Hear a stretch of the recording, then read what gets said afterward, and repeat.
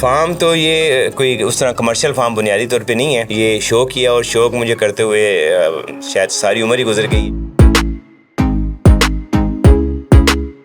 یہ بھی ایک ایڈکشن ہوتی ہے، جب آپ ان چیزوں کو رکھنا پالنا شروع کر دیتے ہیں تو پھر آپ ان سے جان نہیں چھڑا سکتے ہیں۔ تو ہم نے یہاں پر پہلے تو ہمارے پاس اس میں کافی اینیمل بھی تھے، ہرن کی بھی کچھ ورائٹی تھی، لیکن آج کل بریڈنگ سیزن ہے تو آج کل ہمارے پاس زیادہ جو ہے وہ برڈز ہی ہیں۔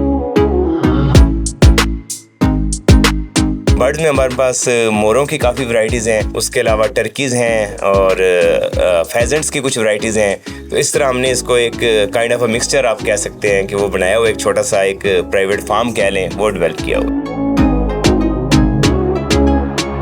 السلام علیکم ناظرین، میں ہوں رجب علی، آپ دیکھ رہے ہیں نیوز الرٹ۔ ناظرین، آج آپ کو دکھانے لائے ہیں چکوال کا ایک وائلڈ لائف فارم۔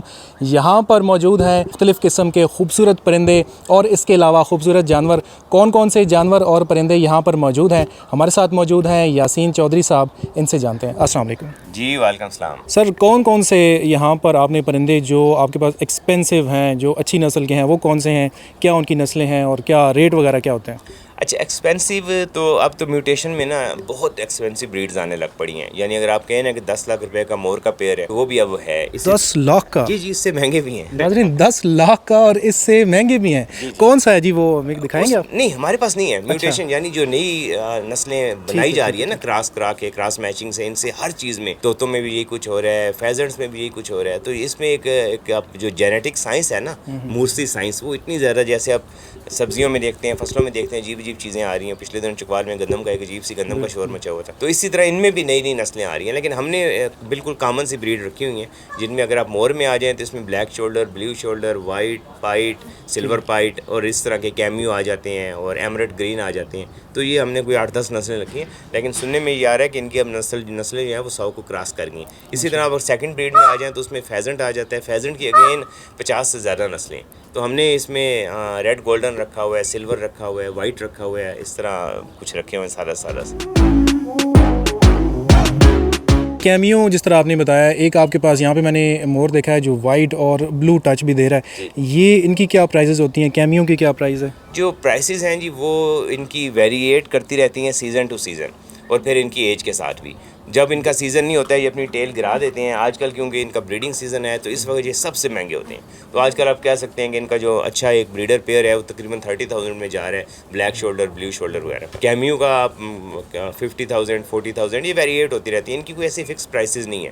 اگر کسی نے اپنا فارم ڈسپوز آف کرنا ہے تو وہ تھرو اوے پرائسز پہ دے دے گا، اور اگر کسی کے پاس بریڈ کر رہا ہے، اچھا کر رہا ہے، تو ان کی تمام چیزوں میں ان کی پرائسز کو اتنی فکس نہیں ہے۔ ایک آپ کہہ سکتے ہیں ان کی ایک باٹم لائن ہے کہ یہاں سے نیچے کوئی نہیں دیتا ہے۔ اچھا، یہ آپ کی ہابی تھی، شوق تھا، یا اس کو ایز اے بزنس آپ لے کر چل رہے ہیں؟ یہ میرا تو خیر 100% شوق تھا اور شوق ہی ہے، اور لیکن یہ آٹومیٹیکلی بزنس میں کنورٹ اس طرح ہو جاتا ہے کہ آپ کے پاس جتنا بھی برڈ یا جتنی بھی چیزیں آپ نے رکھی ہوتی ہیں تو آپ یوں سمجھیں کہ وہ ہر سال کم از کم 10 سے ملٹیپلائی ہو جاتی ہیں، یعنی منیمم یہ ہے۔ تو آپ نے اب یا تو آپ اپنا فارم 10 گنا بڑا کریں، تو جب آپ نے ان کو بیچنا ہوتا ہے یا ڈسپوز آف کرنا ہوتا ہے تو پھر آپ آٹومیٹیکلی یہ بزنس میں کنورٹ ہو جاتا ہے۔ لیکن یہ میں آپ کو بتا دوں کہ پاکستان میں یہ کچھ لوگ جو بہت سینکڑوں ہزاروں لوگ اس کو ایز اے بزنس بھی کر رہے ہیں۔ تو یہ جو ہے اگر آپ اس کو ایز اے بزنس کہیں تو یہ بزنس کے طور پہ بہت ہی منافع بخش اور بہت اچھا کاروبار ہے جس کو لوگوں کو اڈاپٹ کرنا چاہیے۔ اچھا، ان کو سیل آؤٹ کا کیا طریقہ ہوتا ہے؟ کیسے سیل آؤٹ کرتے ہیں لوگ؟ آپ سے رابطہ کیسے کرتے ہیں؟ اس میں